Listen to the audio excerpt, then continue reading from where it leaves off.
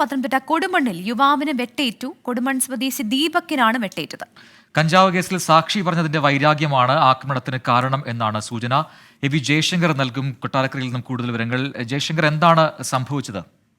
അതായത് കുറച്ച് സമയം മുമ്പാണ് ഈ ദീപക്കിനെ ഒരു സംഘം ആളുകളെത്തി വെട്ടുന്നത്. ഈ സംഭവവുമായി ബന്ധപ്പെട്ട് ആരാണ് ഇതിന് പിന്നിൽ എന്നുള്ള കാര്യം ഇതുവരെ വ്യക്തമായിട്ടില്ല. പ്രതികൾക്കായി കൊടുമൺ പോലീസ് അന്വേഷണം ആരംഭിച്ചിട്ടുണ്ട്. ഈ അടുത്തിടെ ഇയാൾ ഒരു കഞ്ചാവ് കേസിൽ സാക്ഷിമൊഴി പറഞ്ഞിരുന്നു. ഇതിന്റെ വൈരാഗ്യമാണ് ഈ ഒരു ആക്രമണത്തിന് പിന്നിലെന്നാണ് പ്രാഥമികമായ നിഗമനം. ഇക്കാര്യമെല്ലാം പോലീസ് സ്ഥിരീകരിക്കേണ്ടതുണ്ട്.